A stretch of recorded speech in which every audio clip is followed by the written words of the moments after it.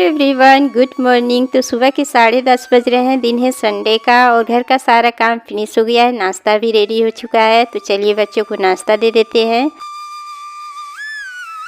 और आज नाश्ते में मैं छोले और पूरी बनाई हूँ। तो छोले मैं थोड़ा ज़्यादा ही बनाई हूँ, दोपहर के लिए भी बना दी हूँ और दोपहर में सिर्फ मुझे चावल बनाने हैं। और शाम को मैं कथा में जाती हूँ, तो इसलिए जो भी काम है वो फटाफट मुझे करने हैं। तो सिर्फ दोपहर में चावल बना दूंगी। और कथा सुनने में इतना आनंद आता है कि मैं क्या ही बताऊं आप लोगों से।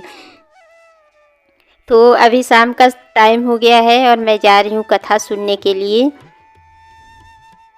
और बहुत से लोगों से मैंने सुना है ना कि कथा भागवत पुराण जो है ना बुढ़ापे में सुनना चाहिए और भक्ति बुढ़ापे में करनी चाहिए, लेकिन इस बात को मैं नहीं मानती हूँ। देखिए, जब हाथ पाँव ही नहीं रहेंगे ना तो भक्ति हम क्या करेंगे।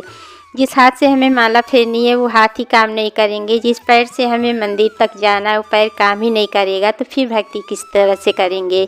तो मेरा तो मानना है कि युवा अवस्था में ही हमें भक्ति करनी चाहिए। अपने हाथ पाँव रहे तभी हमें भक्ति करनी चाहिए, चारों धाम करनी चाहिए, दान पुण्य का काम करना चाहिए।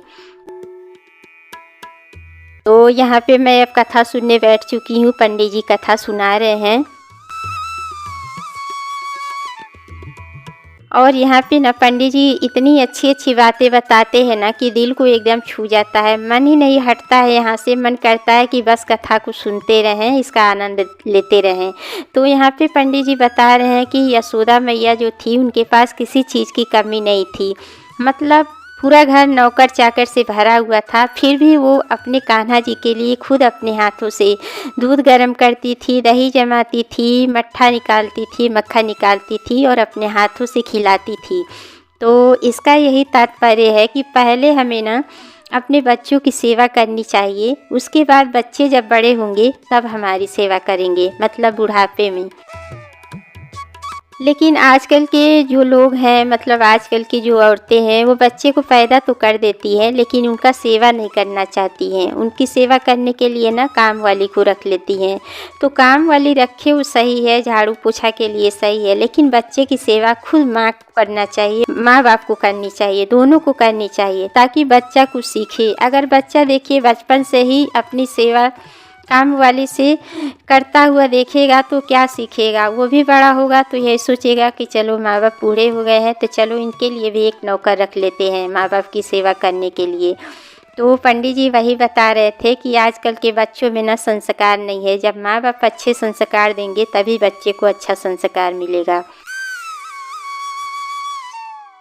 तो ये बात एकदम सही है, सत्य है। मतलब बहुत सारे लोग हैं जो बच्चों की सेवा नहीं करते हैं। और यहाँ पे कुछ लोग दान दिए थे तो इनका नाम बोला जा रहा है और कुछ लोग ना मुकुट पहना रहे हैं पंडित जी को और रुपए की माला पहना रहे हैं। तो एक बात यहाँ पंडित जी बताया है कि शास्त्र में लिखा हुआ है कि दान हमेशा ना गुप्त दान करना चाहिए। मतलब एक हाथ से दे के दूसरे हाथ से जनाना नहीं चाहिए।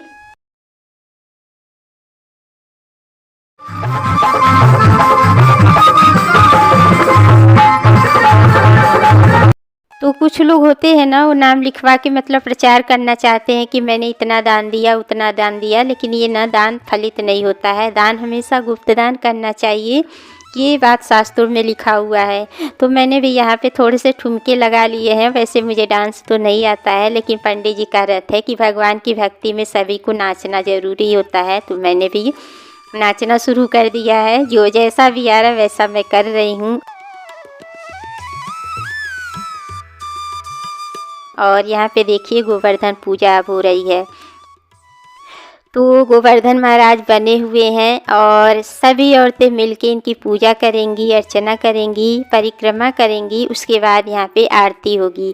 तो काफ़ी ज़्यादा अच्छा लग रहा है। मतलब एक हफ्ते तक यहाँ पे इतनी रौनक चहल पहल है कि मैं क्या बताऊँ। और एक अच्छी बात है कि मैंने आज तक इन बातों को सुना है, लेकिन आज मैंने देख लिया है कि मतलब कहीं भी अगर कोई भी धार्मिक कार्य होते हैं या कथाएं होती है ना, तो वहाँ पे किसी न किसी रूप में भगवान जी दर्शन दे देते हैं। तो यहाँ पे ना भगवान जी साक्षात दर्शन दे दिए हैं। मतलब बंदर के 2 प्यारे प्यारे छोटे छोटे बच्चे आ गए थे और उन्हें देख के यही लगा कि हाँ सही बात है कि भगवान देखिए बंदर के रूप में, हनुमान जी के रूप में भगवान जी यहाँ प्रकट हुए हैं। तो मतलब इतना अच्छा लग रहा था देख के कि हाँ, भगवान जी साक्षात हमें दर्शन देने के लिए पंडाल में आ गए थे। तो बहुत ज़्यादा खुशी हो रही थी। तो यहाँ पे आरती हो गई है, अब मैं जा रही हूँ घर। अगर वीडियो अच्छी लगे तो लाइक शेयर सब्सक्राइब ज़रूर करें। मिलते हैं नेक्स्ट ब्लॉग में, तब तक के लिए बाय बाय।